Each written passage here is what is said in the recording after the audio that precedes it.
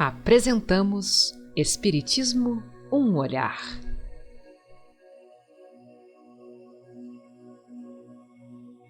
A evolução dos tempos e a doutrina dos espíritos. Neste estudo veremos o tempo de Allan Kardec. Allan Kardec, o seu tempo. Em torno de Allan Kardec. O descrédito do espiritual. Diálogos de Allan Kardec com os espíritos superiores. Os burburinhos nefastos. A nova era, proposta kardecista. A reencarnação, como entendê-la? O espiritismo será o que fizerem dele os homens. Olá, meus irmãos. Olá, minhas irmãs. Estamos iniciando o nosso estudo de número 37, onde vamos falar sobre o tempo de Allan Kardec. É importante considerar que cada tempo tem a sua movimentação, tem a sua história. Cada tempo ele é único. Muitas vezes as pessoas querem entender a história e buscam lá nos livros da história algo que aconteceu. E ele quer analisar aquilo com a estrutura do tempo atual. E aí não dá certo. Ele acha que não entendeu, acha chato aquilo, porque as coisas que às vezes ele está estudando está muito, mas muito distante do seu atual conceito de vida.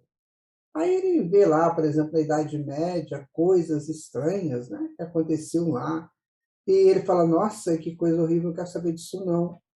Mas na época aquilo era importante, muito importante. É preciso entender cada tempo com seus habitantes, com a estrutura, com o conhecimento, com a cultura. Só assim a gente vai entender a história.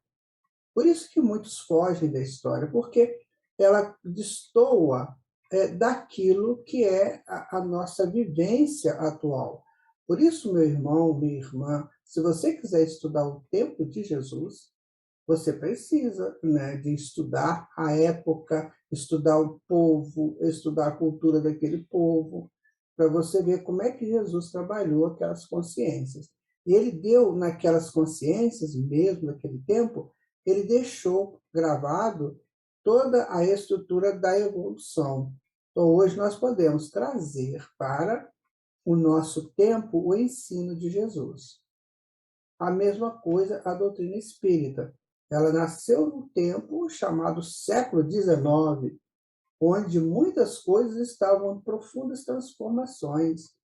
As ciências estavam descobrindo cada vez mais novas possibilidades do existir humano, daquilo que rodeia, daquilo que permeia o homem, a sociedade. E a gente quer, às vezes, estudar isso no nossa visão de hoje, que já temos laboratórios bastante avançados, temos uma medicina muito avançada, nós temos muitas coisas que daquele século XIX até hoje modificou, mas não quer dizer que não foi importante no século XIX. Então, esses grandes eventos, como o cristianismo, como a mensagem de Moisés, né, e o próprio cristianismo e a própria doutrina espírita, elas têm que ser estudadas a princípio no tempo que elas aconteceram, e agora sim trazer para o nosso tempo. Então, isso é um trabalho meticuloso daquele que realmente deseja conhecer, deseja aprender com a história. No tempo de Allan Kardec, muitas coisas existiam que hoje já não existem mais, fazem mais parte do conteúdo da sociedade atual. Mas é preciso, né, que a gente faça essa adaptação para poder entender o valor da doutrina. A doutrina espírita, quando ela chega no mundo, ela chega para transformar filosófica, científica e moralmente o homem, a partir dos conteúdos do cristianismo. Doutrina espírita sem o cristianismo não existe. Existe um conjunto de ciências de filosofia, mas sem o cristianismo, ela perderia, né, aquela força de transformação moral do homem. E essa força de transformação moral do homem, ela está vindo desde mais muito tempo mesmo. Por isso que nós temos que analisar como que eu me sinto, como eu me situo nesse contexto. Eu posso ter uma mente ainda travada nos tempos antigos. Tem muita gente aí que já está na Idade Média. Você olha mentalmente, eles estão muito presos àqueles conteúdos da Idade Média, outros da Antiguidade Clássica. Você vê pessoas aí que ainda não saíram da Antiguidade Clássica, né? Outros são guerreiros, né? Aqueles grandes impérios. Outros são marujos, adoram a mar, adoram estar lá no mar. Enfim, é uma estrutura que precisa ser trazida lentamente para uma outra realidade, que é a realidade que nós vamos viver nesse planeta a partir do mundo de regeneração. Então, o que eu tenho que fazer? Eu tenho que adaptar mentalmente para esse futuro que me aguarda e trazendo essas informações que eu já trago e apropriando das grandes informações que o mundo já teve em todas as áreas. Então, isso é você trabalhar tempos históricos e transpor esses tempos históricos para os tempos atuais, trazendo os conteúdos importantes daqueles tempos históricos. Percebe? Então, Platão falou uma coisa. Muito bem, foi bom o que ele falou? Foi. Então, vamos trazer para o nosso tempo e ver como é que ele se adapta no nosso tempo. A doutrina espírita está muito nova ainda no mundo, mas os conteúdos, os conceitos da doutrina espírita ainda são escritos daquela forma do século XIX. Então, vamos entender como que funcionava o século XIX para não correr risco de querer modificar o texto da doutrina, que não é possível isso. Nós não teríamos o que modificar, teríamos que nos adaptar ao início, ao conteúdo dela, né? É isso que é o mais importante, é quando eu busco num fato histórico a importância do fato histórico e trago para o meu tempo. Hoje eu não faria daquele jeito, mas como é que eu faria hoje esse mesmo conteúdo? É assim que nós vamos aprendendo história, vamos crescendo pela história. Porque, afinal de contas, a história está impressa em mim, está impressa em você. Não há como dissociar isso, só que a gente tem que aprimorar isso. Então, o inconsciente manda para o consciente o conteúdo histórico que ele gravou. E o consciente, com o conhecimento atual, ele vai dar o ajuste para o tempo atual. É assim que nós vamos conhecer a verdade, ajustando as informações sempre aos tempos atuais. E a gente não faz isso com as nossas casas. A nossa casa foi construída no século passado, lá nos anos 30 do século passado, aí já está meio assim, nós vamos pegar, então, a estrutura da casa e vamos modificar as partes acessórias dela, as tintas, às vezes muda um quarto, muda isso, mas a estrutura está pronta. Então, eu vou trabalhar a partir da estrutura quando a estrutura é boa, né? Quando a casa realmente é muito boa, de uma boa estrutura. Eu vou fazendo os ajustes para que ela seja uma casa linda, bonita para os tempos atuais. Assim também somos nós. Então, minha gente, o nosso estudo de hoje pretende trazer essas informações e vamos, então, começá-lo, né? Buscando assim, essa informação dentro daquilo que o nosso Allan Kardec trouxe para nós, né? Então, aqui nós temos Espiritismo, um olhar, estudo 37, o tempo de Allan Kardec. Sempre bom e justo rever o tempo e o local onde chegou o Espiritismo. Isso que nós estamos falando no início. Veremos que o tempo e a história prepararam os seus caminhos e chegadas.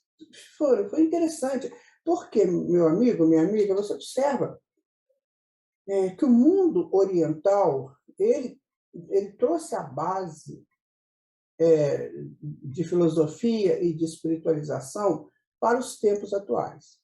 Então, os orientais, vamos dar um exemplo dos indianos, que eram exilados de capela, né, a grande parte deles, e eles, então, trouxeram um contexto para eles viverem aqui, de forma a retornarem à sua pátria de origem.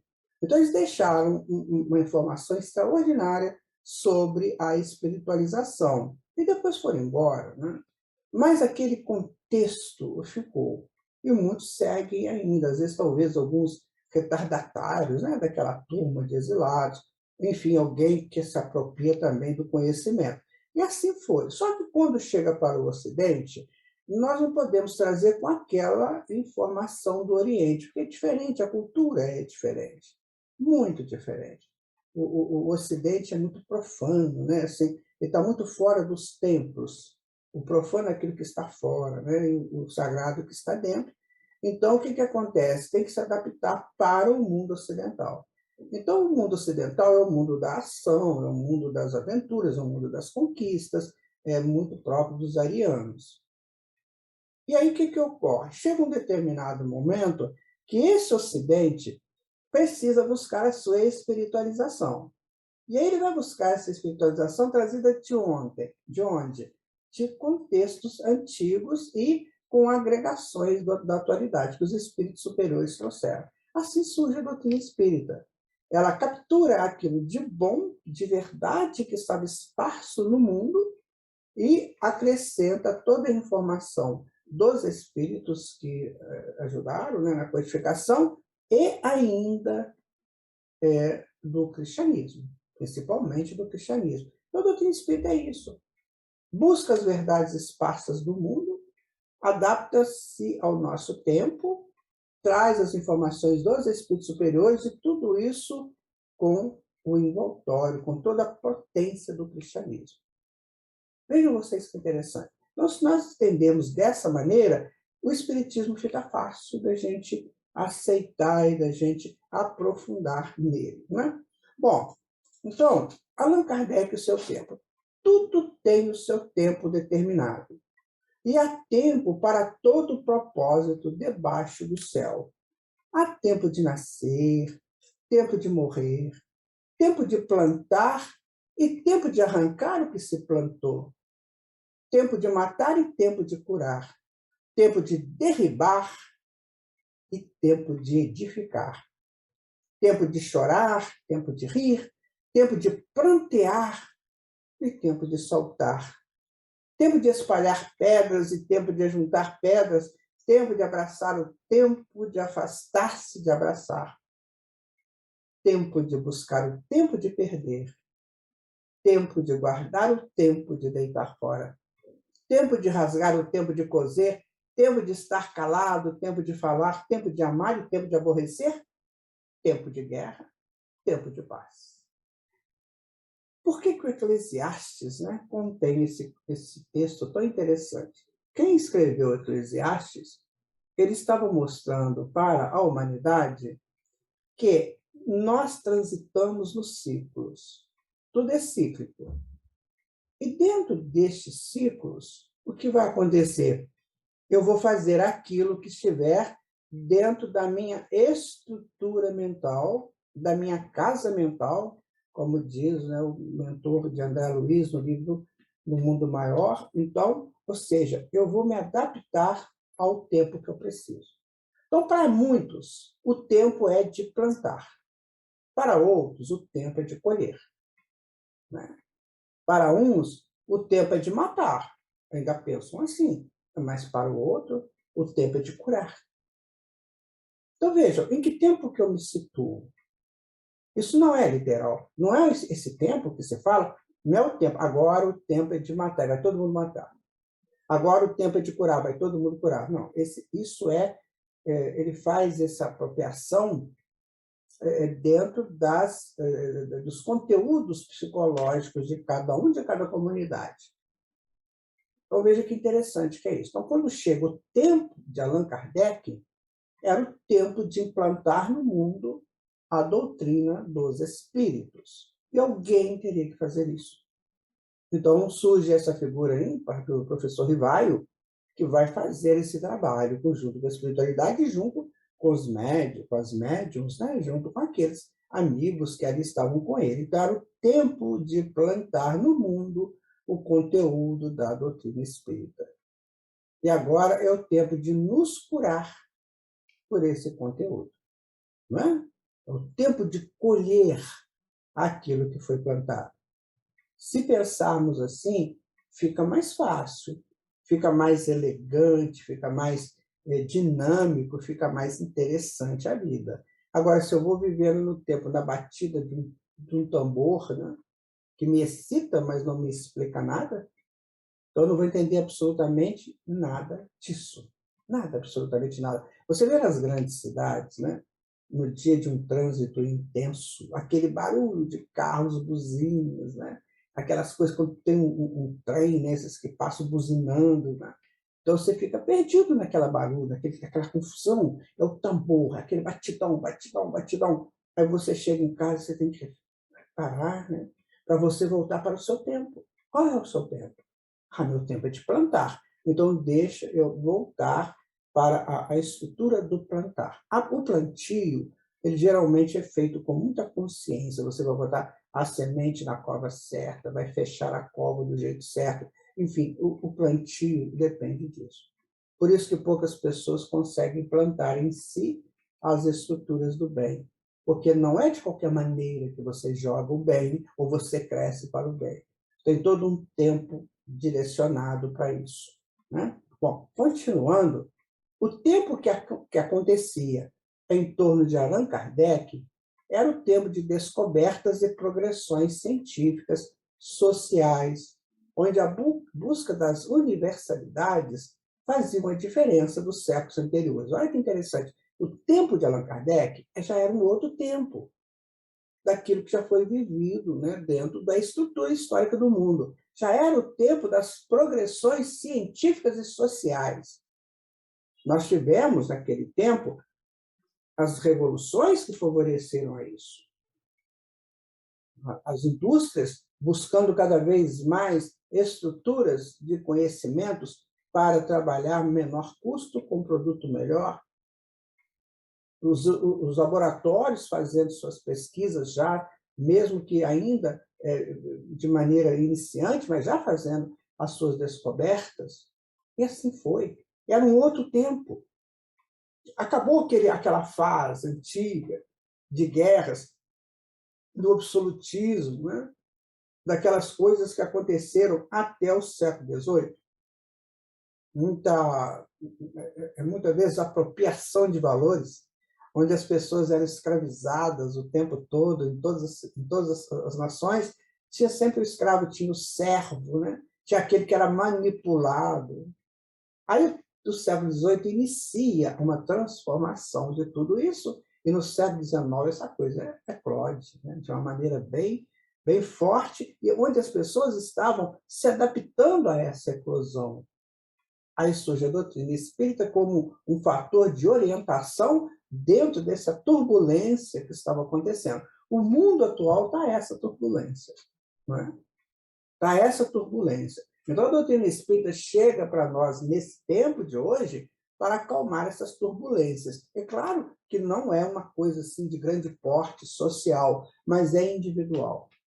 Muitas pessoas estão se acalmando pela doutrina espírita, pelo consolo, pelo conforto, pela cura, pela instrução, e depois essas pessoas se multiplicam, aí formam uma coletividade mais acalmada. Porque lá na frente, lá no futuro, só se poderá viver aqui pessoas calmas, não tumultuadas, não turbulentas. Então, a doutrina espírita veio para transformar essa turbulência em algo calmo e dinâmico para preparar esse indivíduo para esse futuro, onde ele vai se conhecer um ser imortal, onde ele vai entender de mediunidade, onde ele vai entender da necessidade das reencarnações, dos mundos que estão aí pelo universo, que são mundos habitados, foram ou serão habitados, foram ou serão habitados, e conhecer esse Deus, que inteligência suprema, causa primária de todas as coisas, e Jesus, o nosso mestre, o mentor espiritual dessa humanidade, e ainda a lei de causa e efeito. Ora, para entender essas coisas, ele precisa de acalmar seu coração, acalmar sua mente. E a doutrina espírita chega nesse primeiro momento para fazer esse processo de acalmar as almas, porque mostra para as almas a sua filiação a Deus. Agora, depois, ela vai atuar como um dinamismo para o autoconhecimento, para a autoapropriação dos seus grandes valores íntimos que são os valores do reino de Deus que cada um traz em si. Né? Continuando, sobre a chegada do Espiritismo, Kardec diria: os traços do Espiritismo encontrados por toda parte são como as inscrições e as medalhas antigas que atestam, através dos séculos, o movimento do espírito humano. As crenças populares contêm, indubitavelmente, os traços, ou melhor, os germes das ideias espíritas em todas as épocas e com todos os povos, mais misturadas a lendas supersticiosas, ou seja, tudo estava posto, tudo. Tudo estava gravado como símbolo. Quando ele usa essa imagem aqui de inscrições em medalhas antigas, então tudo estava como símbolo. Tudo como símbolo. Então a pessoa tinha que saber decodificar o símbolo. Aquele que soubesse, né, ele entenderia a mensagem. Quem não soubesse ficaria à parte da mensagem. E agora o que acontece? Em cima dos símbolos tinha as lendas. Né? E a doutrina espírita vem fazer isso. Ela vem tirar essas lendas, né, e explicar esses símbolos. Então é isso que é o Espiritismo, que vocês estão tentando entender. E que outros virão, né, futuramente também fazer esse entendimento. Mas é preciso você saber, meu amigo e minha amiga, que estudar Espiritismo e vivenciar Espiritismo é um grande valor que você está agregando a você. Sabe, o Espiritismo não precisa de nós, não. Nós é que precisamos do Espiritismo. Você não acha? Se de repente der uma de eu não quero mais, não quero saber mais de Espiritismo, o Espiritismo não vai parar porque eu não quero, porque você não quer. Então nós é que precisamos dele. Ele é o descortinador das verdades. Ele tira o véu, né? Ele descobre para nós as informações que estão veladas. Agora, se eu não quero isso, se eu quero brincar ainda na praia, né? Brincar de jogar bola lá na praia, brincar de fazer isso, fazer aquilo, brincar de correr, brincar de fazer, né, aventuras, fazer aquelas corredeiras, entrar naquele barco, daquelas corredeiras. Você ainda gosta disso? Né?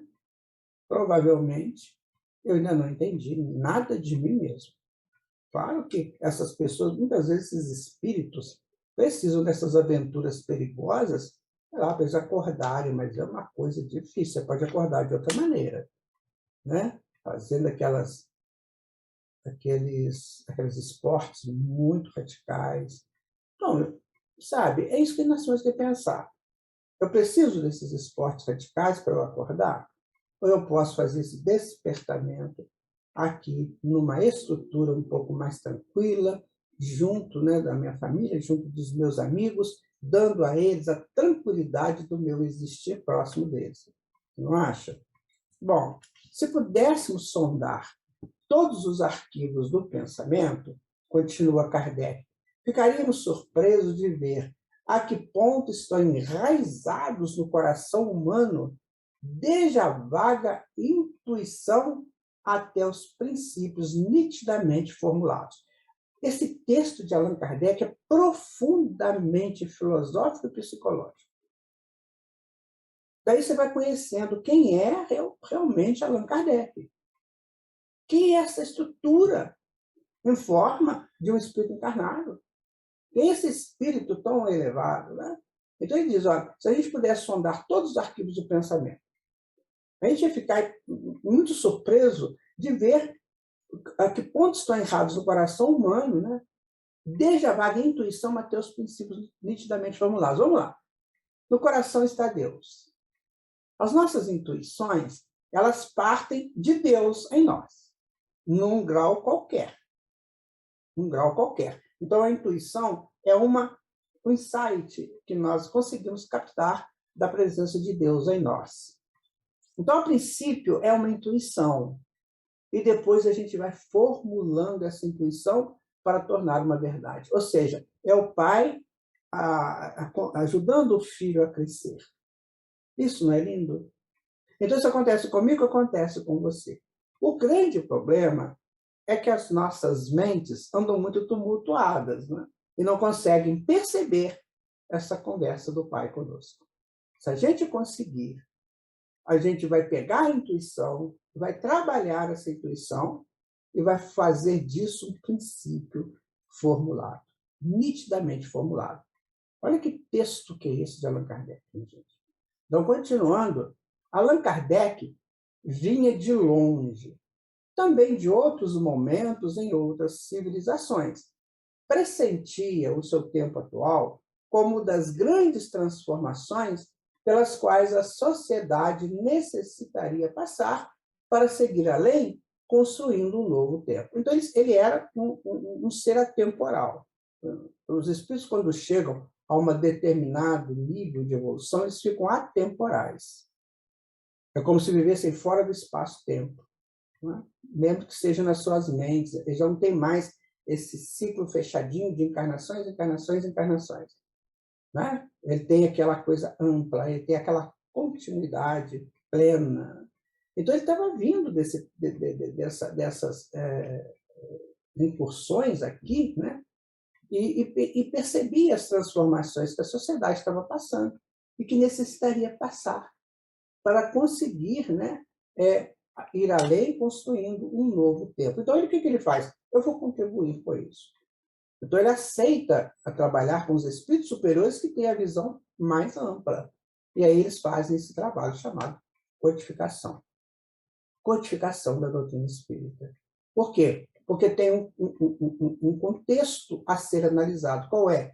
Eu venho de várias encarnações, eu venho de um tempo muito antigo que foi se transformando lentamente até chegar neste tempo próprio para que o homem comece a se conhecer e a caminhar para esse futuro que o aguarda. Então, essa é a proposta do Espiritismo.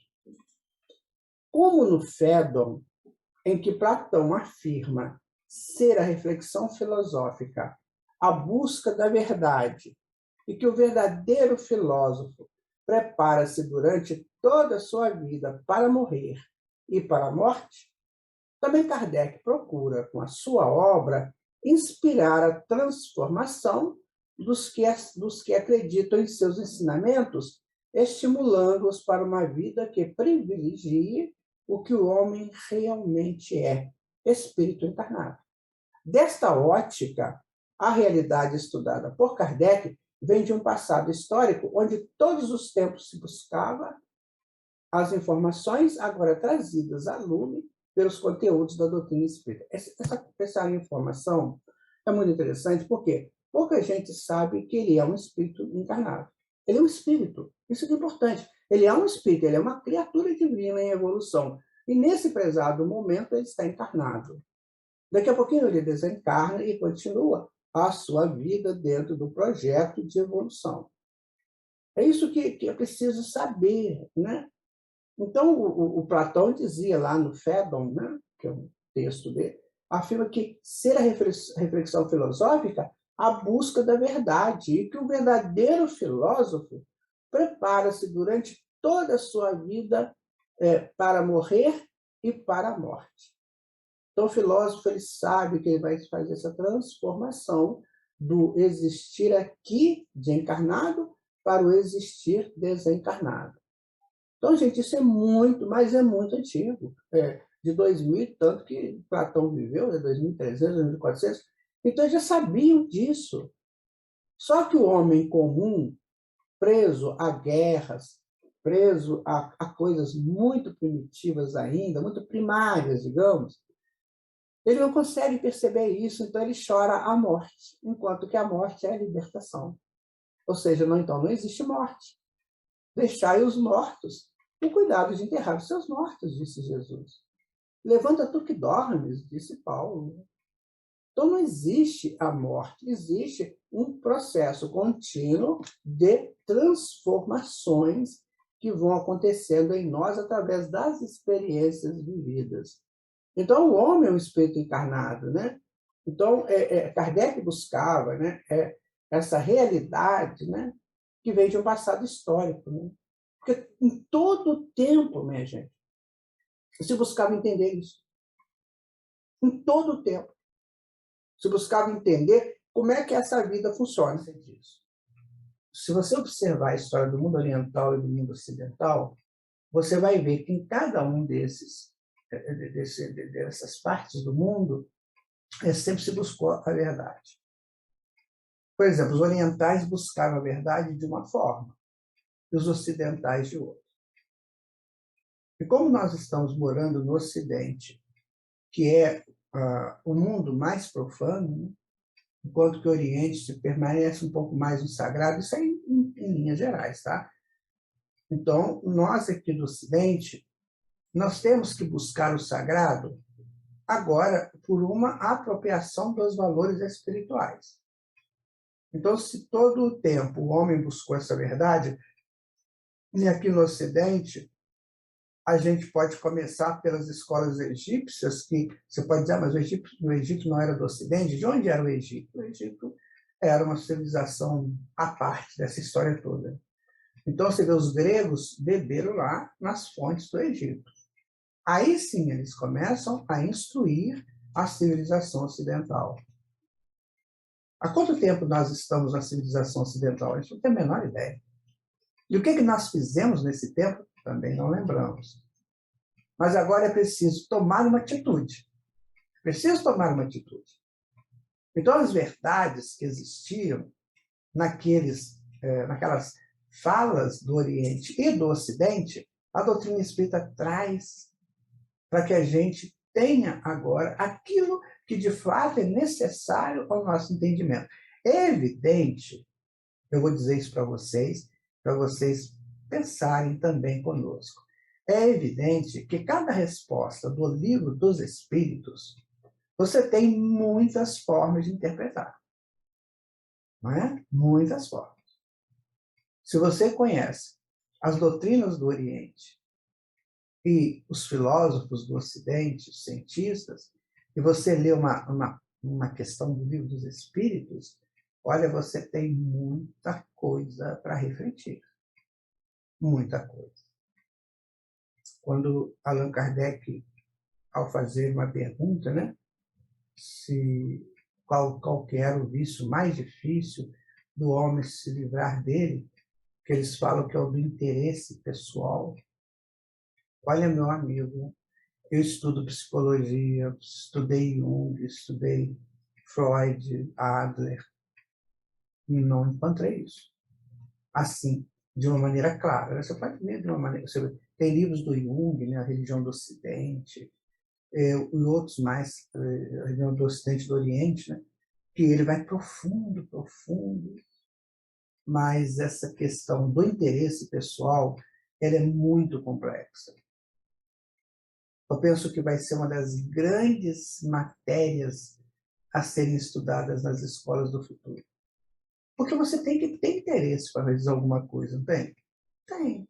Se você não tiver interesse de fazer um curso, você não faz. Então, o interesse pessoal aí, você tem que ser analisado, né? Até que ponto esse interesse pessoal é gerenciado por você ou ele é colocado para a sua evolução. É muita coisa para ser analisada. E nós não estamos nem no início. Nem no início.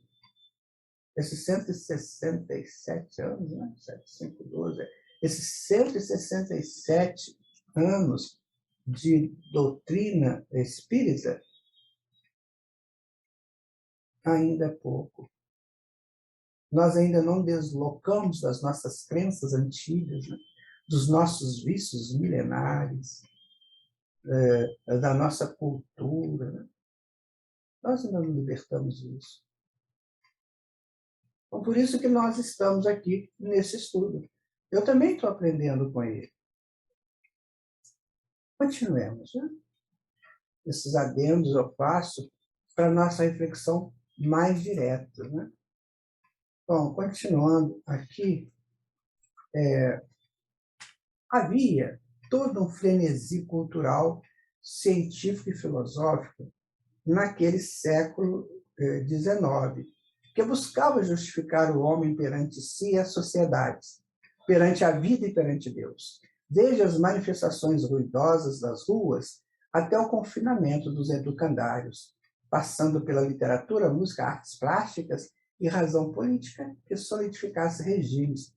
Todos buscavam alguma coisa. Então, você vê que, vamos colocar desde o Renascimento para cá, vamos pegar Renascimento, porque o Renascimento é depois do feudalismo, que é uma outra história a ser analisada. E nós já fizemos isso naquela série A Caminho da Luz. Né? Então, o feudalismo você esquece por agora e vão pegar do Renascimento para cá. Eu fico pensando, sabe, gente? Eu sou muito assim, pesquisador, e às vezes eu gosto de viajar na história. Você imagina o Rafael Sanzio, né? Que é aquele pintor fantástico, ele tinha um ateliê, e tinha os alunos dele lá no ateliê. O Leonardo da Vinci também tinha. Michelangelo, com certeza, tinha os seus auxiliares. Então, era um gênio com seus discípulos. E tinha aqueles que interessavam por aquilo. Era o interesse geral deles, né? E depois se tornaram gênios na frente. Então, você vê, o Renascimento constituiu para o mundo uma nova proposta do existir. Então, aqueles que entenderam essa proposta partiram avidamente para ela. Mesmo que você tivesse num barco de expedições às Índias para buscar especiarias, mesmo assim. Você poderia utilizar aquele trabalho para entender a cultura indiana. Porque o barco ficava lá atracado, aquela coisa toda, se saía, né? Então, alguns iam beber, né? Aquelas coisas lamentáveis que a gente vê aí. Pessoas estão completamente bêbadas, assim, emitindo ruídos horríveis, com atitudes impróprias, outros buscando mulheres, né? Mas tinha aquele ou aquela, mais ou menos aquele, na época era mais homens, né? Que saiu a pesquisar a cultura. Então, o mundo oferece toda a possibilidade de sermos criaturas ligadas ao bem. Agora, vamos ser ligados ao bem? Depende de cada um. Então, eu proponho a você, seja ligado ao bem, meu amigo e minha amiga. Toda a cidade de luz se erguia para, sob suas ruas e avenidas, história e conglomerados humanos, pudesse ser a sede de um templo diferenciado, através do qual a humanidade crescesse em espírito de saber potencializado pela justificação da fé e pela razão. Vamos, de novo, conversar sobre isso. Você lembra quando nós fizemos lá nos primeiros estudos dessa série a urbanização de Paris? O Hansel, né, que era o grande prefeito lá, que fez, ele não era engenheiro, mas ele contratou engenheiros, né, para fazer isso. Por quê, gente? Olha só. Paris era um conglomerado de ruas e casas ruas apertadas, casas amontoadas. Era aquele meio que um gueto, né? E, de repente, transforma Paris. Põe ali a praça central, né? E da praça central ele sai às avenidas, 12 avenidas, para estabelecer a ordem urbana da cidade. O que significou isso dentro da psique das pessoas daquele tempo? Significou uma expansão, uma harmonização, uma edificação inteligente e graciosa para chamar o homem para isso. Sai do seu gueto mental, sai disso aí, dessas coisas de tabernas, mulheres embriagadas, homens embriagados, bebendo sem parar, e muita fumaça, sabe? Muito sexo louco, desvairado. Sai disso. Expanda para a beleza, expanda para aquilo que pode fazer de você um ser diferenciado, porque agora residindo estruturas magníficas como aquelas que foram estabelecidas e erguidas naqueles tempos. Então, minha gente, é isso. Jesus comanda tudo. Então, há um tempo para se morar no gueto e há um tempo para sair do gueto. Percebe? Isso é sério. É tão sério para mim quanto para vocês também, né? Continuando a nossa busca aqui, né? Vamos falar um pouquinho, né, que o poeta Paul Verlaine, naqueles tempos, disse: "Sê bendito, meu Deus, que a fé cristã me deste, nessa quadra feroz de sombra e de rancor. Dá-me forças, porém, dá-me a audácia celeste de ser sempre fiel, tal como um cão, Senhor, de ser teu cordeiro eleito, que se apreste, seguindo a ovelha mansa e atendendo ao pastor." Olha que grito, né, de libertação, de saída do gueto. Eu coloquei essa quadra aqui porque realmente é o que faz, é o que melhor expressa a saída do gueto para a urbanização inteligente. Então, nós temos que fazer isso em nós. Sair desses nichos perigosos, terríveis, que às vezes a gente tem, e fica ali preso a ele. E dizer assim: "Sê bendito, meu Deus, que a fé cristã me deste nessa quadra feroz de sombra e de rancor. Dá-me forças, porém, dá-me audácia celeste de te ser sempre fiel, tal como um cão, Senhor, de ser teu cordeiro eleito que se apreste, seguindo a ovelha mansa e atendendo ao pastor." E você observa, meu amigo, minha amiga, que ele não estava falando de religião, ele era um poeta. Geralmente os poetas são muito livres, são livres pensadores, né?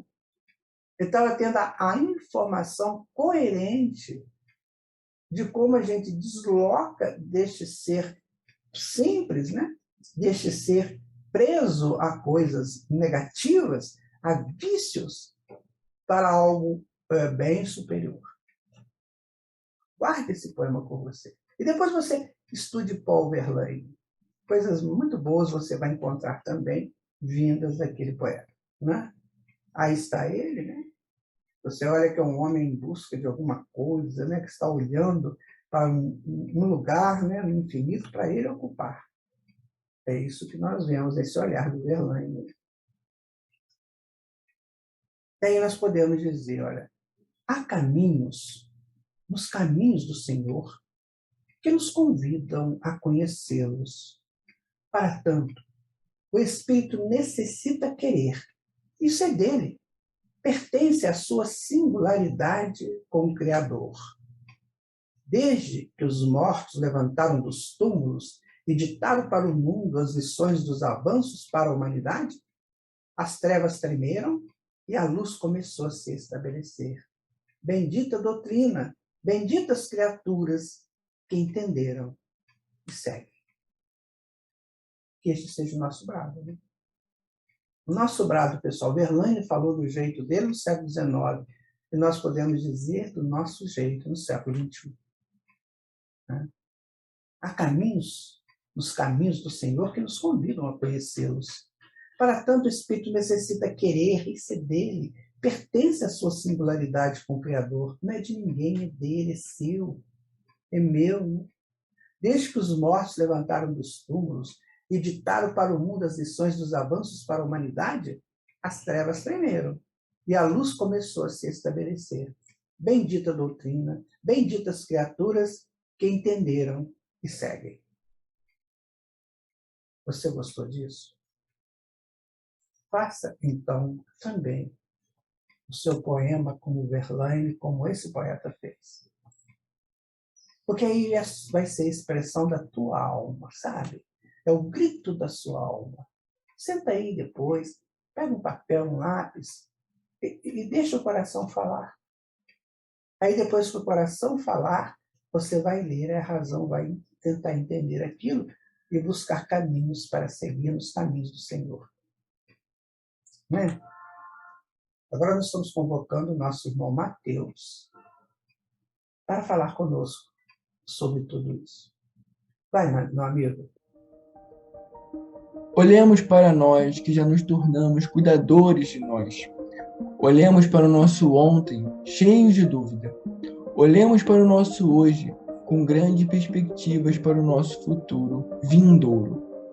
O olhar é como um radar que busca ao longe o que deseja trazer para si.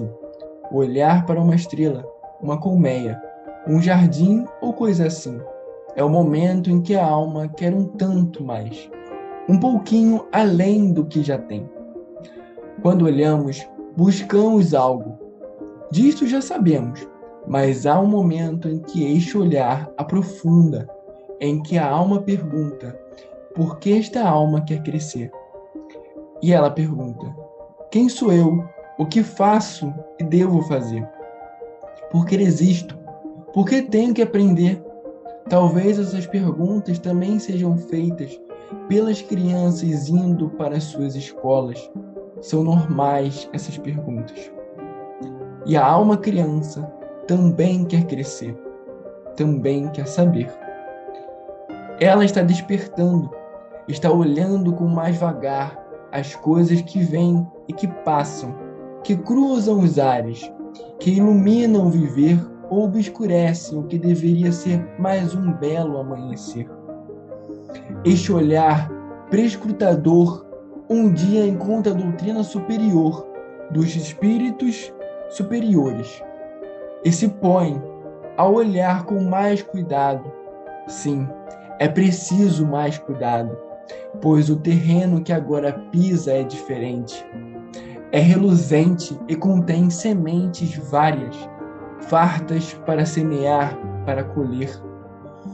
Então, a alma sossega, chegou ao seu porto seguro e, como a criança que assenta na cadeira para ouvir as lições daquele dia, a alma criança desce pela relva, encontra um abrigo seguro e ouve em suas procuras. Sois centelha divina, sois projeto de Deus, sois o sol da terra, a luz do mundo, sois, enfim, Deus. E com o projeto de Deus, ela vai ao encontro dos propósitos de Deus, levando como bastão os ensinos superlativos que lhes dá o Espiritismo. E ela vai ao encontro de si e de Deus, que se aninha também em si. E ambos vão, e é linda a jornada. Muito obrigado, Mateus, pelas suas participações aqui neste trabalho. Com certeza enriquece muito. Deus continue abençoando, né, a tua juventude, a tua força, e para que você possa fazer sempre coisas no campo do bem. Deus te abençoe, meu irmão. Bom, em torno de Kardec ainda, né, de Allan Kardec, repercutia entre os literatos sobre aqueles tempos. Alguém disse isso aqui. Olha que bonito esse texto. O período é qualquer coisa como uma enorme, desgovernada estação ferroviária, onde vão chegando várias composições que não deveriam estar ali, que já deveriam ter cumprido o seu itinerário décadas ou séculos atrás, mas insistem em seguir adiante, misturando-se a outras, prontas para zarpar. Os passageiros atônitos não sabem que composição embarcar, sinal que estão partindo para o futuro, sinais que estão chegando do passado. Não sabem também ao certo aquelas que não poderão levar de volta a este. Não sabem também, tampouco, se algumas ou todas não conduzirão a lugar nenhum. Ou seja, era um tempo de muita busca, de muitas chegadas e partidas, muitas coisas boas chegando, coisas ruins indo embora, ou tentando permanecer. Isso significa para toda a humanidade o apurar de valores. Esse apurar de valores. Vocês entendem? Eu estou nessa apuração de valores pelas leis divinas. Você está nessa apuração de valores. Veja onde que está teu barco, onde está a tua estação, onde está o trem que te leva ou te traz e leva coisas de você. Perceba isso. É hora dessas percepções acontecerem com mais intensidade em nós. Isso quer dizer, acabou o berço. Acabou. Agora eu estou já entrando no ensino médio. Então eu preciso encarar, porque agora a coisa vai ser mais complexa. Eu vou ter biologia, eu vou ter física, né? Eu vou ter química, eu vou ter geometria, eu vou ter... Você entende? O que significa isso? As verdades celestes, as verdades das leis de Deus, precisam ser agora decodificadas por mim, por você, na razão direta da nossa condição de entendê-las, mas sempre buscando. Diz o analista daqueles tempos que antecedeu Kardec: para os escritores do século XIX, em sua busca espiritual, ora magoados, ora descrentes, ora absorvidos por visões interiores, a imaginação fantástica procede de uma recusa mais ou menos consciente de se interessar pelo mundo tal qual ele é. Havia muita discussão. Você observa isso na filosofia daquele tempo, né? A filosofia daquele tempo é uma busca constante, permanente, de uma proposta que fosse ideal. Então, dentro das propostas do ideal, se cultuava muita coisa estranha, mas eram buscas, não eram permanências. Você podia estar numa escola filosófica, passava para outra, depois criava a sua, eram buscas. Hoje nós temos, gente, a escola espírita. Então, nós temos um porto. Hoje nós podemos chegar nessa escola, sentar e falar: diga, mestre, porque tudo que o senhor disser será o válido, será o importante. É uma atitude de evasão que é marcada pela atitude dos boêmios românticos, que não passavam de um grupo de insatisfeitos contra a vida burguesa, jovens artistas e estudantes originais, extravagantes, cuja oposição contra a sociedade que representava, antes de mais nada, exuberância juvenil e espírito de contradição. Porque o jovem, quando ele chega, quando o espírito reencarna, ele vem de uma época antiga. E ele aprendeu no mundo espiritual muita coisa boa, de avanços. Então, quando ele chega aqui, ele vê a sociedade um tanto estagnada no seu antigo, que não mudou ainda, mesmo ele tendo mudado, mas a sociedade não mudou. Então, ele fica meio extravagante naquilo, né? Quer mudar tudo, quer fazer tudo diferente, só que ele ainda não tem toda aquele conhecimento, né? Aquela apropriação de valores do tempo que ele está. Isso tem que ser visto. Então, eu não posso chegar para um pacote imenso, né, que pesa aí 1 tonelada, e querer empurrar aquilo de qualquer jeito. Aí eu vou empurrar por abaixo, eu vou arrebentar com tudo, não é assim. Então, eu posso deslocar esse monturo aí, mas com calma, com equilíbrio, usando recursos novos, mas tem que ser com calma. É isso que o jovem, às vezes, não entende. Ele quer arrebentar tudo, ele quer acabar com tudo, como se ele fosse a proposta máxima do mundo. Não, meu irmão, minha irmã, não é assim. Vários e vários gênios nos antecederam. Muitos trabalharam, muitos construíram esse mundo que nós vivemos hoje. Então, vamos com calma, a gente vai modificar, sim. A sociedade terá que ser mudada, mas com calma. É isso que acontecia. Então, se virava boêmia. Hoje também é assim. Muitas pessoas aí que entram em campos terríveis das drogadição por causa disso, porque não aceitam. Eles querem mudar tudo, mas não é de uma hora para outra. Então, você vai dar o teu contributo, claro, mas veja onde você pode dar o seu contributo, de que maneira. Eu digo a você que o faça na tentativa de espiritualização do homem e não de animalização dele, mas de espiritualização. E entre eles estavam Théophile Gautier, Nerval, Arsène Rousseau, entre outros. A geração seguinte, formada por Verlaine, Baudelaire e os pintores Gauguin e Van Gogh, é representada por um grupo de artistas desorientados que malbaratavam a vida em cafés ou hospitais esmagados por um tédio sombrio. Parece que o Van Gogh suicida, né? Inclusive. Teve também poeta, né? Escritor que suicidou. Acho que o Nerval é um deles. Não tenho certeza, tá, gente? Eu estou colocando uma vaga lembrança. Mas eram pessoas inteligentíssimas, mas totalmente desorientadas. A gente vê isso no nosso tempo atual. Pessoas inteligentíssimas, mas desorientadas. Há gênios dentro dessa sociedade brasileira que se modificasse a sua estrutura política, a sua estrutura social, nossa, eles contribuiriam assim, de maneira magnífica para a sociedade. Mas insistem nos seus nichos, né? Insistem nas suas teorias ultrapassadas, aí ficam obscuros, daqui a pouco desencarnam. O tempo passa rápido, né?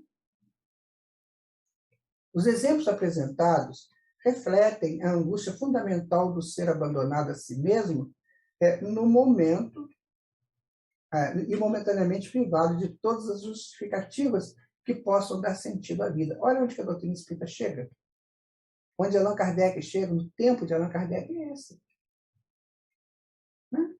Os gênios eram quase todos desorientados, boêmios, os gênios das artes. Os filósofos eram complicados, às vezes tinham ali posturas muito estranhas, na tentativa de acertar, eu acredito. Mas que, de repente, né, perturbavam com as suas propostas. Por isso se deduz como a humanidade necessitava algo que a contemplasse com gotas de harmonia e bom senso.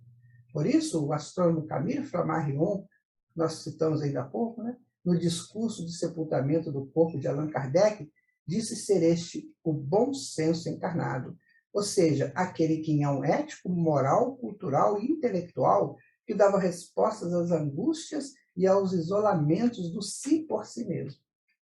Então, esse é o Allan Kardec que chega naquela época e vive uma vida de construção desde que ele veio de Verdun, com 19 anos mais ou menos, que ele começa o seu trabalho de educador.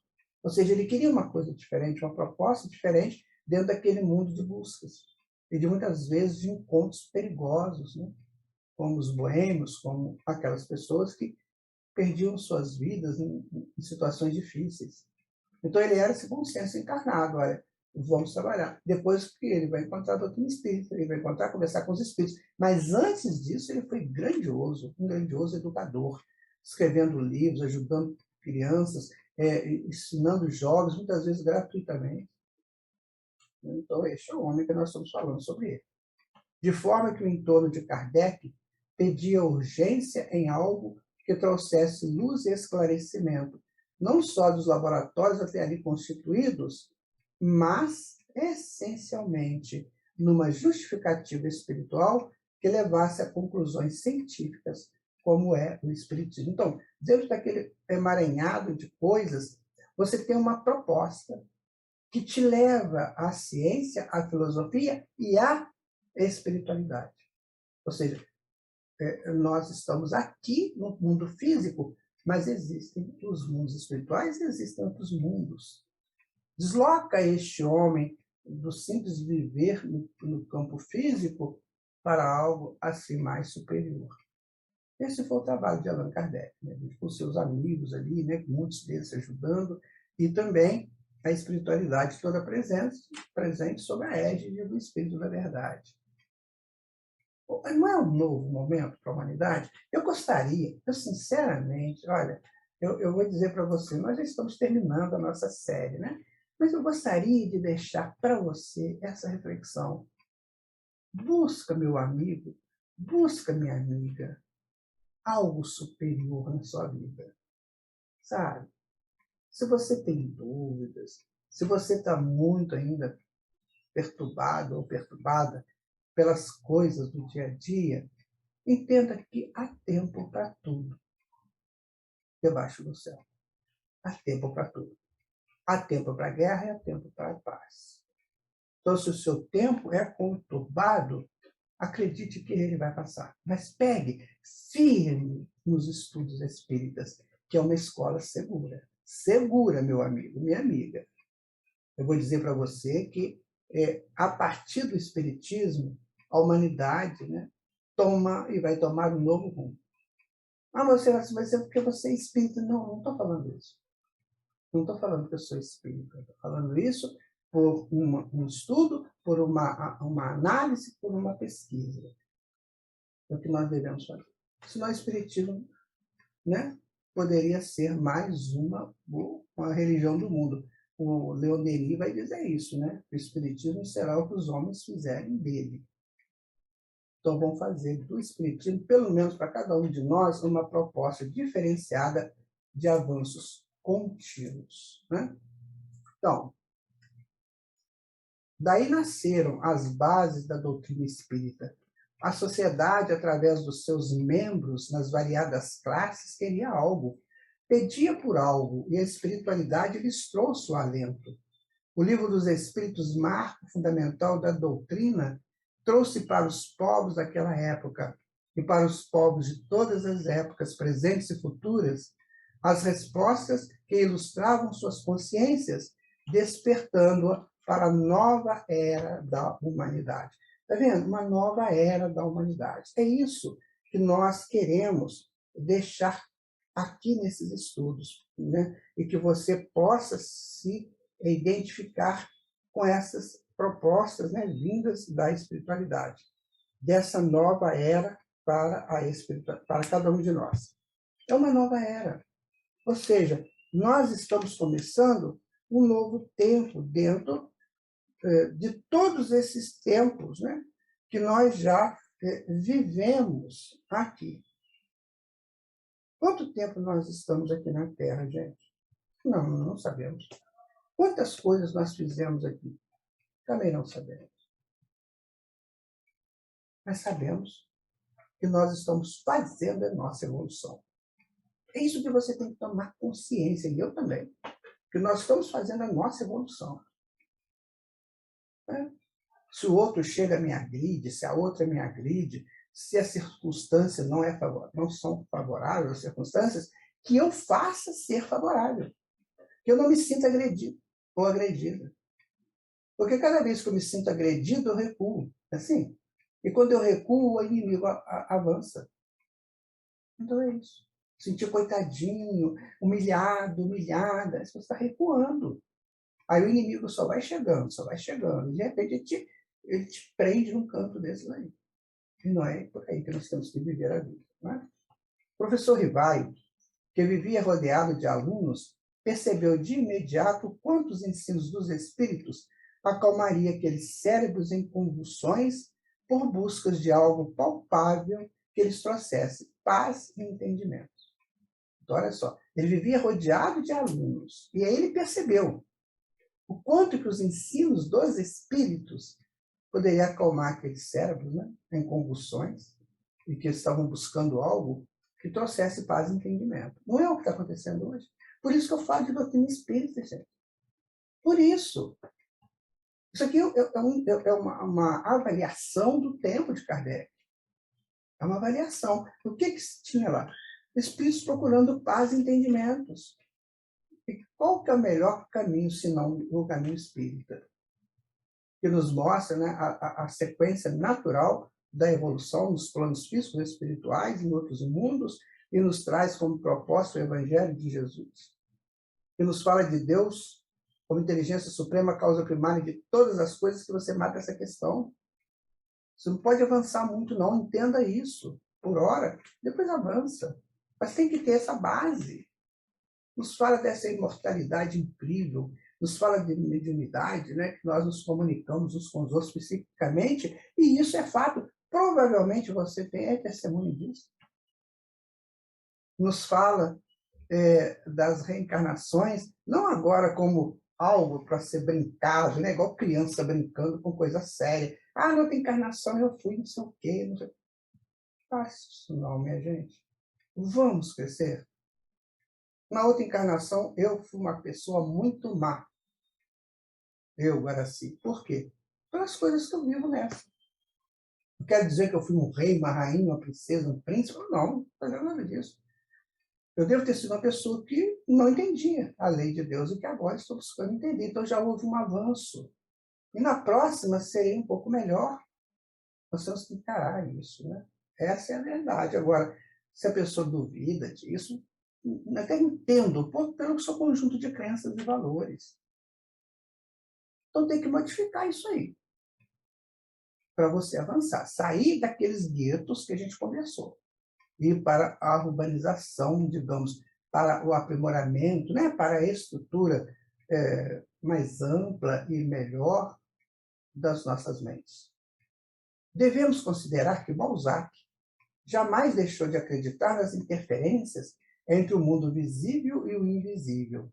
Uma das maiores contribuições do Espiritismo para a humanidade é exatamente isso, o de confirmar a existência do mundo espiritual, dando-lhe formas e movimentos até então tido como uma região mágica ou desconhecida e que abocanhava as pessoas depois da morte. Estude as teorias dos egípcios, as teorias lá dos orientais, da Grécia, lá da Pérsia, da Mesopotâmia, que você vai ver isso.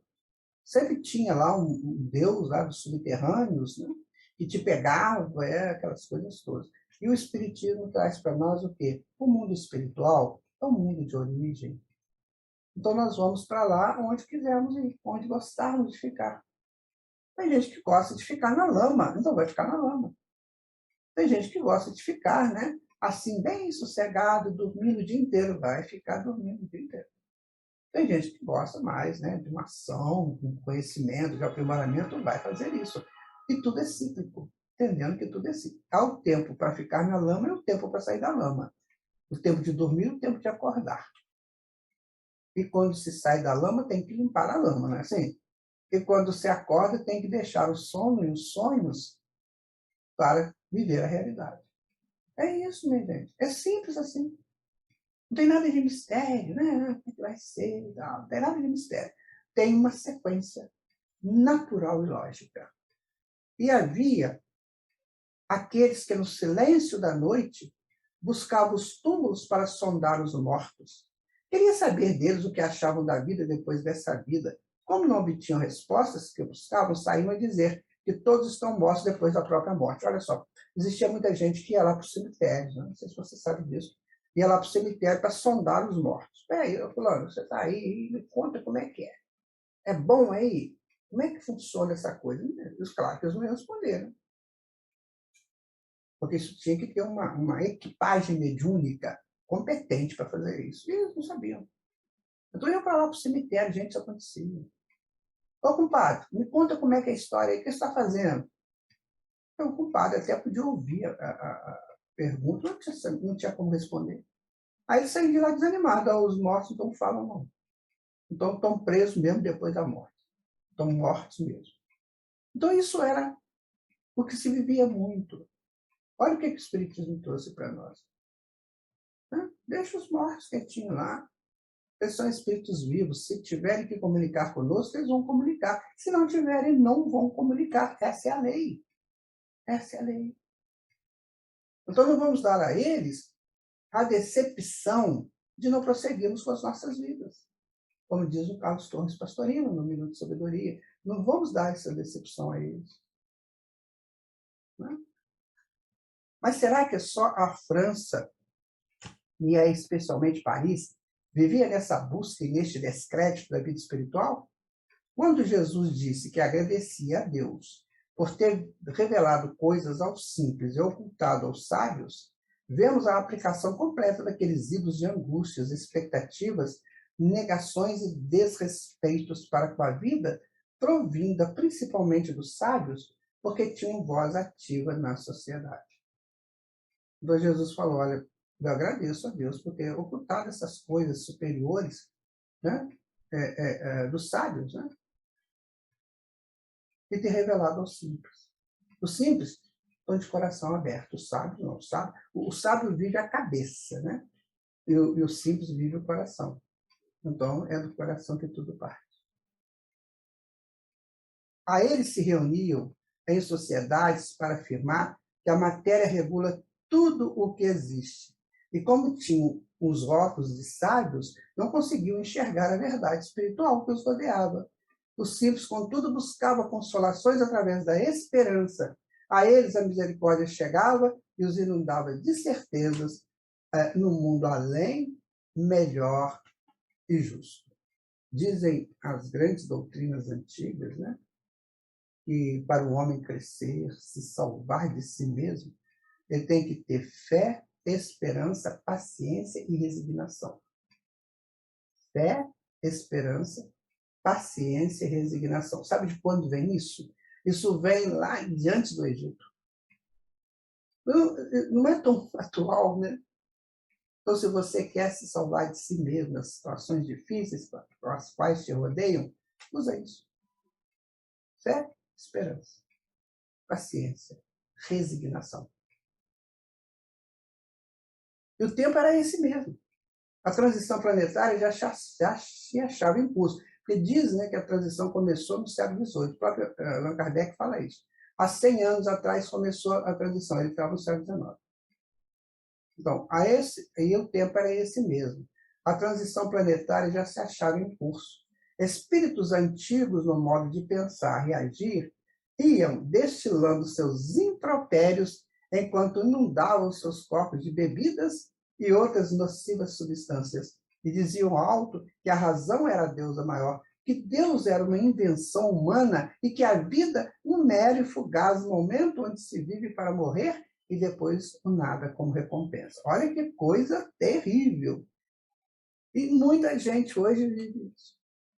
Por isso que se jogam no mundo deslocadamente.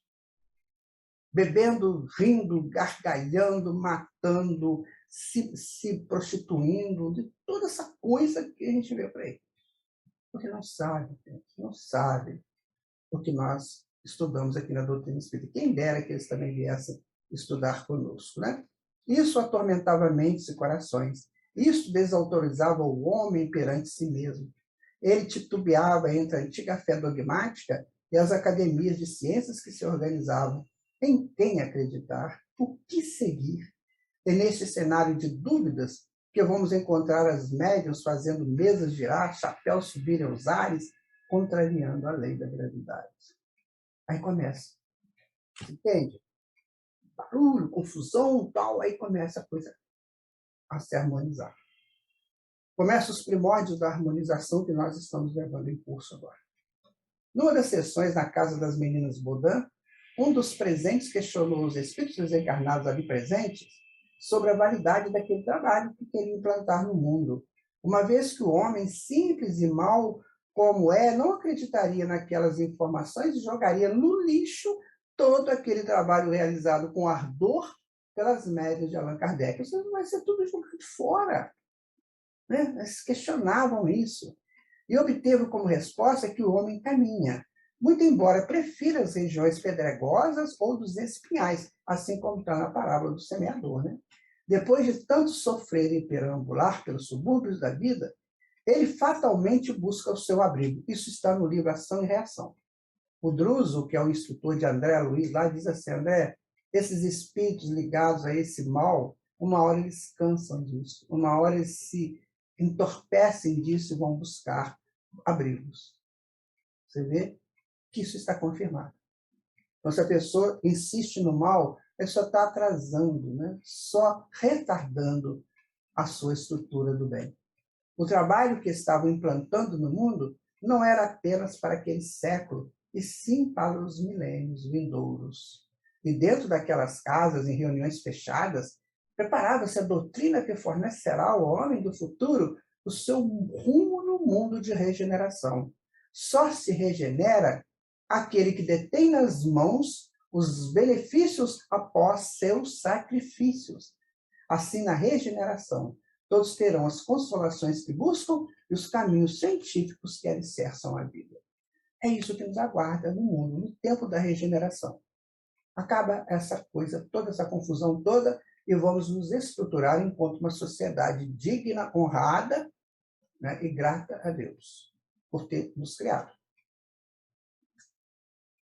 Allan Kardec observa tudo aquilo, e de rascunho a rascunho, correção a correção, ia entendendo e antevendo o que o Espiritismo pode fazer pelo homem, muito embora suas negações daquele momento. Mas este mesmo homem sentirá um dia que a sua vida só tem sentido se amparado pelas informações que o conduzam ao bem, e o bem será seu modo de vida. Ele, Allan Kardec, estudou o magnetismo. Mas o que é o magnetismo? Eu vou pedir à nossa irmã Nerita que nos fale sobre o magnetismo. O magnetismo É uma ciência onde se estuda os fenômenos dos fluidos animais ou humanos, interagindo sobre humanos e objetos. Franz Anton Mesmer, já no século XVIII, instituiu o seu estudo de forma clara, alicerçada em pesquisas e comprovada pelas curas realizadas através da imposição das mãos ou do contato do paciente com a água magnetizada. Allan Kardec conhecia o fenômeno. Segundo ele, este conhecimento abriu-lhe caminhos para o entendimento do que se passava nos fenômenos das mesas girantes. Isto fazia diferença. Enquanto muitos se aproximavam daquelas mesas para brincar, utilizar-se do fútil, Allan Kardec o fazia de forma eficiente e analista, comprovando também ele os fundamentos de Mesmer. Isso dá à doutrina espírita o seu cunho científico, e sua repercussão se fazia por este fato.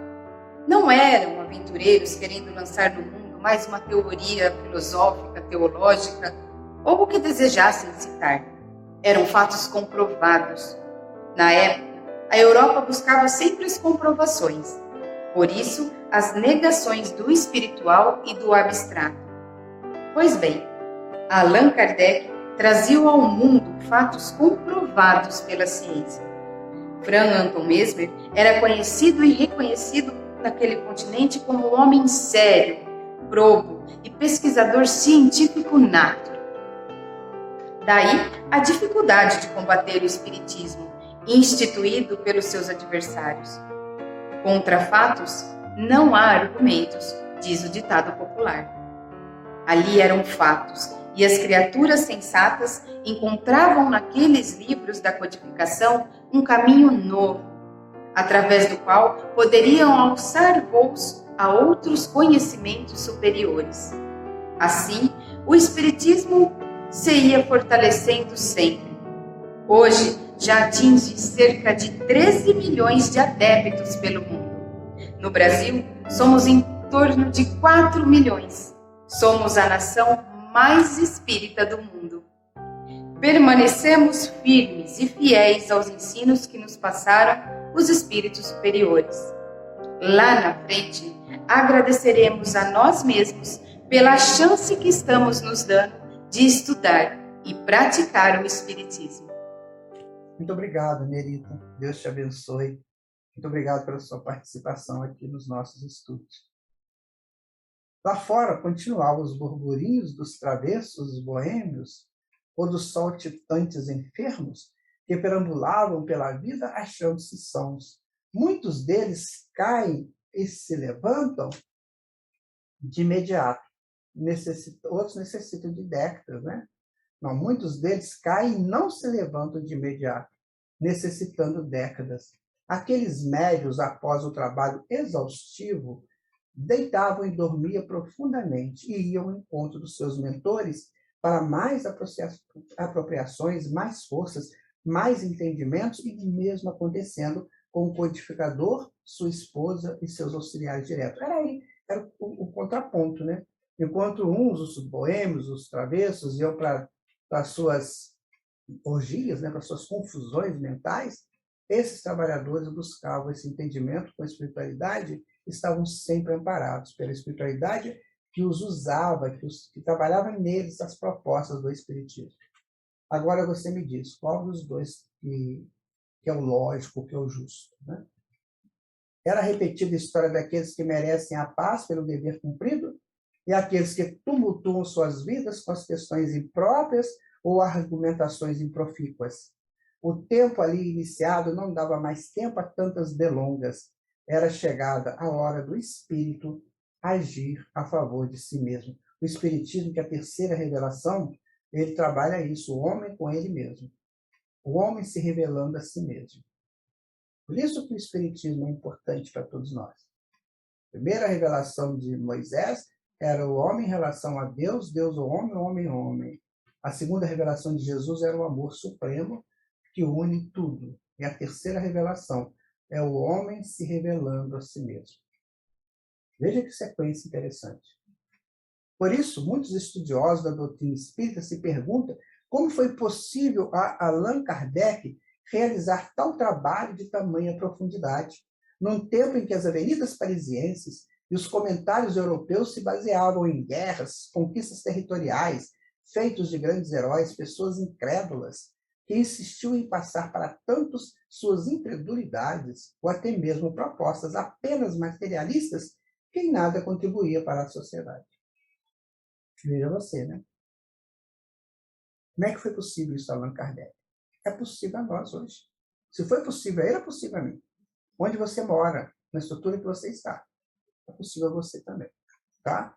Até que Allan Kardec deixou de lado todas aquelas desavenças ideológicas e comportamentais e assinou com o Espírito da Verdade a nova era do mundo.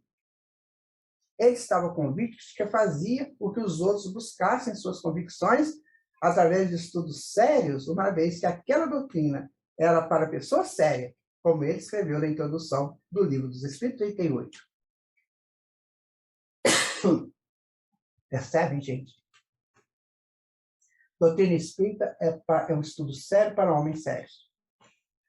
Eu sou, você é, então vamos entender espiritismo. Caso contrário, nos tornemos pessoas sérias.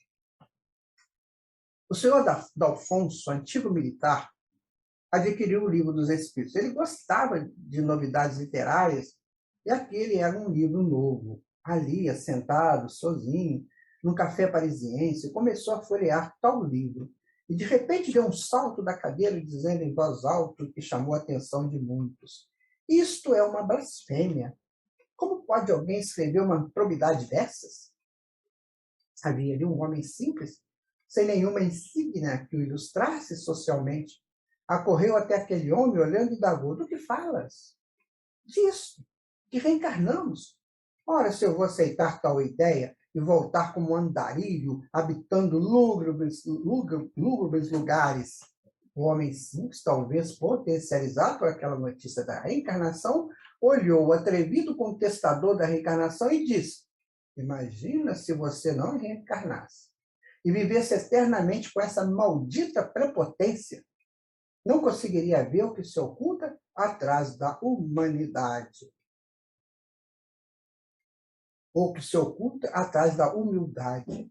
O que se oculta atrás da caridade. O que se oculta atrás dos seus vários renascimentos que nos abrem as portas do futuro com Deus.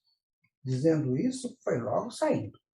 O homem do Livro dos Espíritos tomou o rumo da casa e foi meditar. Então, fatos como esse aconteceram por toda a Europa e outros continentes. Era o levedo divino fermentando as massas. O Espiritismo é esse levedo divino que está fermentando você, que está me fermentando. Não é? Então, você vê, ali é um projeto de ignorância, de prepotência. Né? E muita gente faz isso. Pararam de estudar a reencarnação no século VI da era cristã por causa de prepotência. O rei Justiniano de Roma falou assim: está proibido reencarnar. Imagina que ele falou isso. O Papa contestou, não aceitou, mas, infelizmente, o rei é rei, né? E as pessoas começaram a se desligar do projeto reencarnatório. Então, só mais tarde, com a doutrina espírita, aqui no Ocidente, né, que esse tema veio à tona com justiça, com lógica. E lá no Oriente ele já é estudado, né, mas aqui estou falando no Ocidente. Quando os homens de ciência se aproximaram do Espiritismo, muitos chegaram para estudá-lo e contestá-lo, mostrando suas deficiências. Contudo, tornavam-se adeptos, tamanha a solidez dos conteúdos ali estudados por eles e que lhes abriam as mentes para os entendimentos dos seus trabalhos científicos e sociais. Pronto. Você chegou para contestar, mas veio com vontade de entender o que é, você se transforma, meu amigo. Mas transforma mesmo. Mesmo que você continue na tua religião, aí você precisa dela às vezes, né? Mas você modifica. Muita coisa você vai mudar. E os espíritas cada vez mais mudarão. Porque é um crescente, né? Aí está o William Crookes, né? O maior químico da Inglaterra daqueles tempos, disse ao conhecer o Espiritismo: não digo que isso é possível, digo, isso é real. Isso é um químico, minha gente. Né? Um cientista, um dos maiores daquela época, né? Então, você vê que no meio de tanto tumulto, tinham pessoas do bem, pessoas inteligentes, pessoas que estavam buscando crescimento. Às vezes não linkavam os seus conteúdos de conhecimento com a doutrina, mas estavam buscando. Né? Outros pesquisadores e educadores, que a história do Espiritismo é escrita por Arthur Conan Doyle, registrou que naqueles debates acalorados, onde se colocava uma metapsíquica como igual ou similar ao Espiritismo, eram levados a efeito. Faziam com que o mundo se motivasse a estudar a nova doutrina. Assim, eles muito contribuíram para a divulgação do Espiritismo. Aí está o Arthur Conan Doyle, né? O criador do Sherlock Holmes, não sei se vocês sabem, o livro dele, História do Espiritismo. Né? Então, o Espiritismo será o que deles fizerem os homens. Né? É o que diz, né? o Leon Denis, que faz parte da introdução da obra do Invisível. Diz ele que, ao contato da humanidade com as mais altas verdades, às vezes se desnatura e obscurece. Ao contato da humanidade, as mais altas verdades, às vezes, se desnaturam e obscurecem. Podem constituir-se uma fonte de abusos. A gota de chuva, conforme o lugar onde cai, continua sendo pérola ou se transforma em lodo. Por isso, era com desgosto que ele observava a tendência de certos adeptos no sentido de menosprezar a feição elevada do Espiritismo, a fonte dos puros ensinamentos e das altas inspirações, para se restringirem ao campo da experimentação terra-terra, à investigação exclusiva do fenômeno físico. O próprio Allan Kardec disse, você tem o veio espírita das experimentações e o veio da doutrinária, da ciência e da filosofia. Então, muitas pessoas só querem saber disso, dessa coisa do espírito para falar, vai, né? Comunicar, mas tem a filosofia e a ciência que encaminha o homem para o eterno bem. Né? É isso que devemos pensar no que queremos com o Espiritismo em nossas vidas. Fará mesmo parte de nossas vidas ou apenas nos utilizamos dele como uma variação teológica, justificando nossos afastamentos das práticas religiosas, de cultos e celebrações? Eu não quero mais isso. Vou para o Espiritismo, que lá não tem isso. Mas não se aprofundam. Então começa a criar teorias deles. A gente vê muitas por aí hoje. Né? Ateísmo, não existe colônias espirituais, né? Espiritismo de esquerda, meu Deus, onde que tiraram isso? Não existe espiritismo de esquerda e de direita, existe espiritismo de Jesus. Não é? Ainda vivemos sob o impacto da sua chegada até nós. 165 anos pouco representam o tempo do Espiritismo. Eu falei 167, errei. 165 anos poucos representam. Por isso, a necessidade de nos decidirmos se o Espiritismo for apenas algo a ser pensado no futuro, então os que assim pensam devem aprofundar nos estudos de todas as leis naturais. Somente depois de séculos de pesquisas, então compreenderão que de fato é Espiritismo. Olha, nós estamos no ano de 2022, por isso são 165 anos do Espiritismo. Tá? Então, minha gente, o que de fato é o Espiritismo? Tem que estudar, tem que viver, né, a doutrina, para você começar a entender. A nossa amiga Antonieta vai falar para nós um pouco sobre essa questão do Espiritismo. Olha a nobreza da Antonieta. Lemos na Revista Espírita o que foi escrito por Allan Kardec. O progresso do Espiritismo causa aos seus inimigos um pavor que não podem dissimular. No começo, brincaram com as mesas girantes, sem sonharem que acariciavam uma criança que deveria crescer. A criança cresceu. Ela resistiu a todos os ataques, aos anátemas, às perseguições, mesmo às zombarias. Semelhante a certos grãos que o vento carrega, produziu inumeráveis rebentos. Por um que se destruísse, produzia 100 outros deles. Hoje, passados 164 anos do lançamento do Livro dos Espíritos e olhando a história do Espiritismo, vemos que os ataques dos púlpitos foram um tiro pela culatra. Paulo Figueiredo, historiador do Espiritismo, diz que a obra se agigantava e os inimigos não sabiam mais como atacá-la. Tentaram utilizar da astúcia, dizendo que sua destruição seria próxima. Empreendiam perseguições com falácias que não se enquadravam com a realidade espírita. Sim, a repercussão da nova doutrina invadia lares, cafés, academias, comércio, indústria. Aqui e ali, um e outro comentava e a curiosidade era aguçada. Quanto mais procuravam o espiritismo, mais adeptos se tornavam.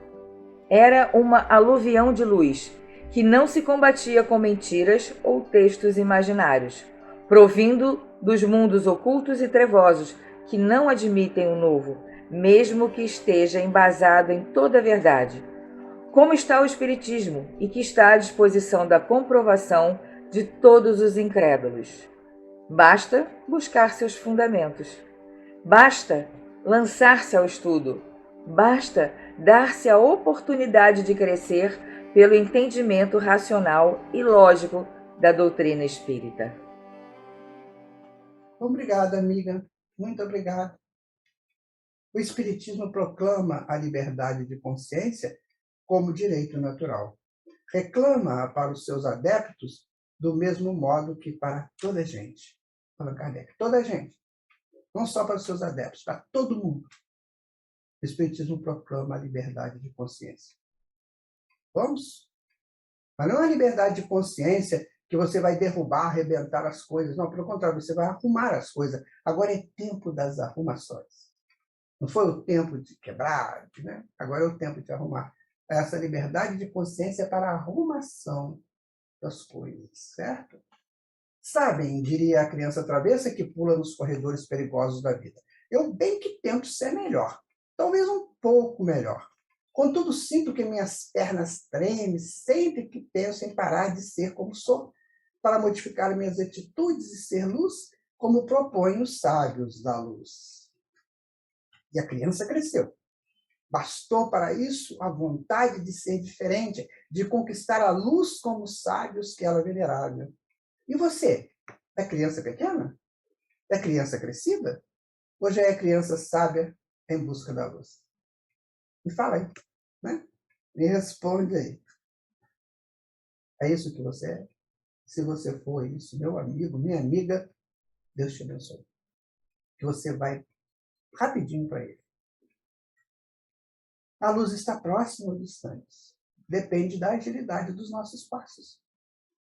Tem gente que tem um passinho de tartaruga, demora, né? Outros são corredores, maratonistas, né? Ele vai mais rápido. Eu quero ser maratonista, e você? Haverá um dia em que seremos assim. Foco de luz é irradiar e estar onde quiser estar. Isso é lei. Isso é fatal. Ave Cristo, como diz a nossa irmã Aline.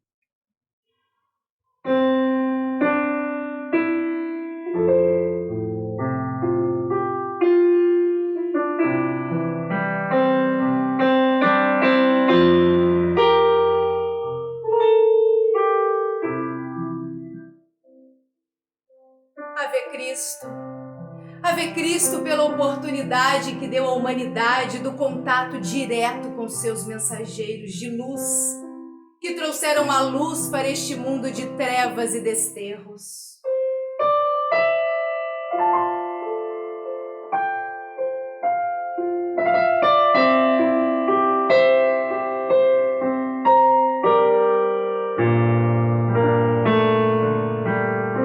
Ave Cristo. Ave Cristo pela beleza dos ensinos superiores, pela pureza dos ensinos espíritas, pela grandeza das estruturas doutrinárias, que nos faz homens fortes, consolidados na fé raciocinada. Ave Cristo. Ave Cristo pelas linhas iluminadas, pelas letras alcandoradas que compõem o compêndio espírita. Por elas e através delas, os olhares ávidos dos esclarecimentos flutuam e fixam, observam e anotam crescem e vão para outros patamares.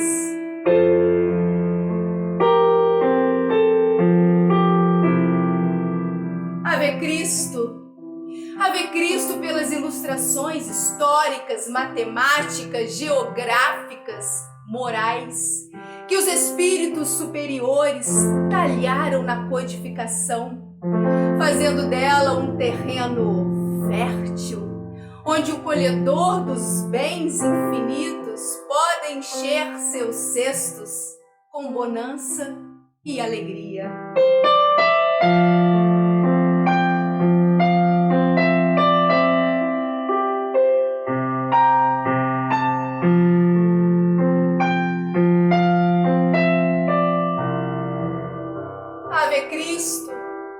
Ave Cristo pelas estradas que vamos caminhar com segurança e bem-estar, com o apoio indefinido dos pilares do Espiritismo. Ave Cristo, ave, aqui estamos nós, estudantes da nova era. Novos momentos, novas apropriações.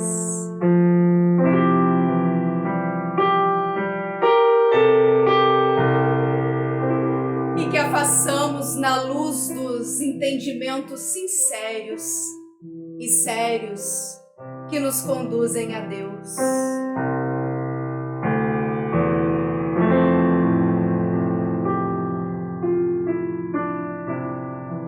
Ave, ave Espiritismo do Cristo.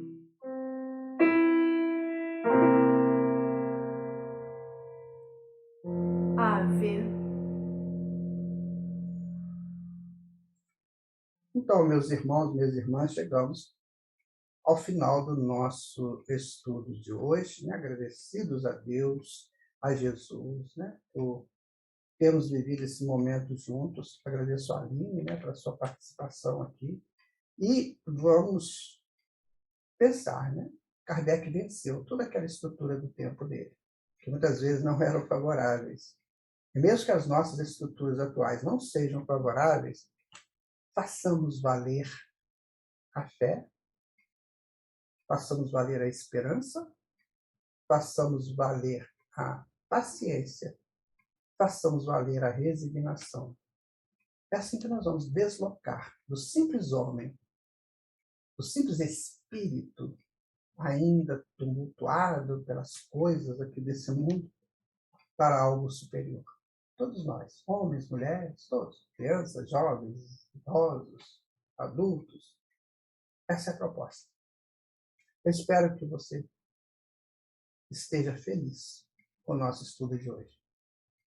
Muito obrigado por você estar aqui. Agradeço a espiritualidade amiga por esse carinho imenso para com todos nós. Que a gente possa prosseguir em paz. Nós vamos encerrar o nosso estudo de hoje com a canção Se Não For Luz, do Moacir Camargo, que é um cantor lá de São Paulo. Ele fez um clipe muito bonito e nós vamos ouvir agora Se Não For Luz. O que vai? Muita paz. Muito obrigado. Até o nosso próximo estudo. Fiquem com Deus.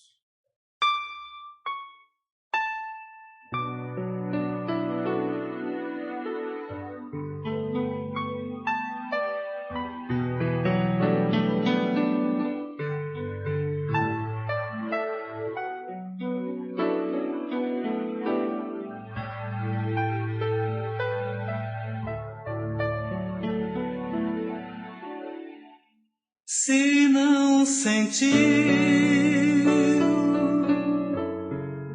não vertejou, for de chorar, luz pra cantar. Se não for simples, não cativar, for te esconder,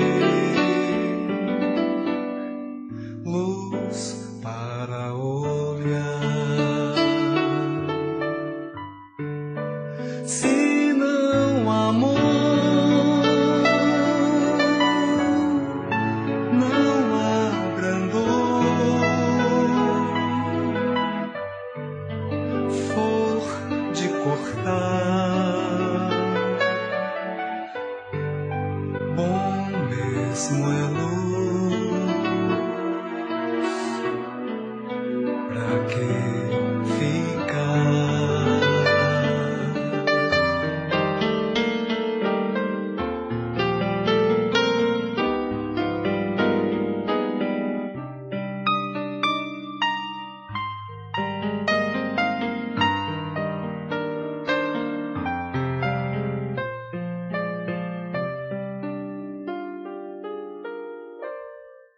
Se não luzir, não me encantou, flor de amargar, se não for luz.